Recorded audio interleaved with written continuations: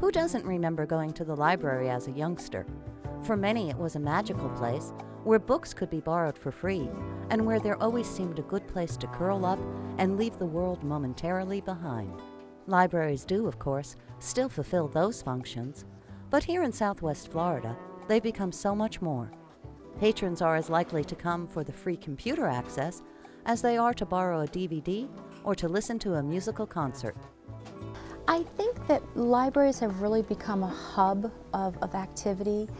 People come here to study, they come here to read, they also come here to enjoy the arts. It is part of our mission statement to provide for the public, to provide both their informational and educational as well as recreational and cultural needs.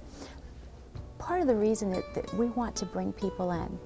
And a lot of times people will come to these programs because they like music or they want to have an experience of seeing a character enactment. It brings them in. Once they get here, they like what they see. They like what we have to offer. What the Collier County libraries have to offer is an impressive array of programs, starting with some for the very youngest patrons who may not even be able to read yet.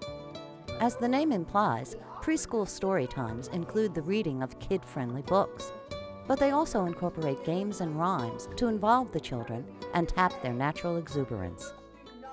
Here comes the elephant, stomp, stomp, stomp.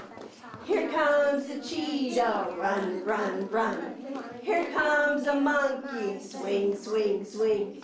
Here comes a lion, he is the king, roar! After several stories, the youngsters are ushered to tables in the children's section to work on a craft project related to the theme of the books they've heard. It's all aimed at getting children to become readers and doers. But it's the wealth and variety of adult programs that truly impresses. Not surprisingly, there are book discussion groups which transform reading from a solitary practice into a communal activity.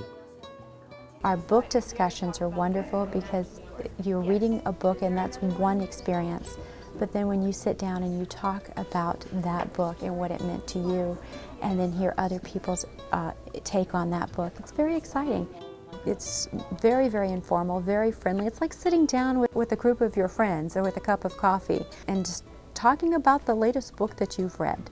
While participants often have strong views about books, the greater debates tend to happen in the Great Decisions series, which the library hosts in conjunction with the Naples Council of World Affairs. Here, participants weigh in on such topics as the impact of ethanol production on world food supplies. Sometimes, because it does deal with world affairs and it can get very heated, it can get very passionate, but it's a wonderful opportunity to share different views and to learn again from everyone in the group. Discussion groups may seem a natural extension of reading, but one of the less traditional opportunities at the library is the chance to enjoy the arts. Every month at the Naples Regional branch, for instance, the West Entrance Hall is lined with an exhibition of works by local artists or students. Even more popular are the frequent theatrical character enactments that allow patrons to learn about history through the lives of famous people. A recent presentation by Damaris Pike told the story of Gertrude Lawrence through music and anecdotes. That gypsy meant to tell me that I would be a dancer, and one day I would be a star. Well, the next day I went around to the printers and ordered my professional cards. Little Gertie Lawrence, child actress and danseuse. The popularity of the character enactments was what prompted the inclusion of the Sugden Library Theater when the headquarters branch was built in 2002. The 94 seats are comfortable and on an incline to ensure that everybody has a good view. The theater is also used to show films and for educational presentations. The library regularly works with such other local groups as the Conservancy and NCH Healthcare Systems to provide informational programs on health, gardening, and environmental concerns. The role of libraries is to educate, and there are a variety of ways to do that. You can educate through your school system, you can educate through preschool story times with early childhood development programs. You can educate through health programs that are of interest to area seniors. You can educate in terms of stocks, just a wide variety. While education is a primary objective, entertainment also has its place. Nowhere is that more evident than at the outdoor concerts staged at the headquarters branch. All of our concerts are wonderful. You can expect to see a group of people, a large group of people having a great time listening to some wonderful music. Everyone comes to the presentation. We have chairs out, but a lot of people over the years have brought their folding chair because it gets full, and in that way they're guaranteed a seat.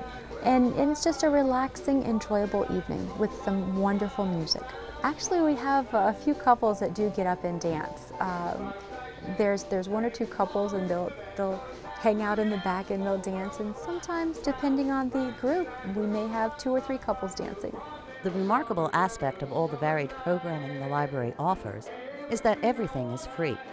The cost of the classes, concerts, and shows is underwritten by the Friends of the Library, a not-for-profit support organization. The only thing that we ask is that you sign up for our programs, and you can do that over the telephone. You can do that by signing up online. You can come in and sign up, but there isn't a charge. So the price is right. And at this time, right now, you couldn't ask for a better deal. And why would the Friends and the library want to offer such popular programs for free? Well, the library could charge people for them, but not everyone has the disposable income to be able to pay for those programs. Libraries make it available to everyone, and that's the bottom line. That bottom line is, of course, right in keeping with the founding purpose of libraries. As the needs and desires of the public have grown, so too have library programs. Patrons can still curl up with a good book here, but libraries today offer opportunities that go way beyond words.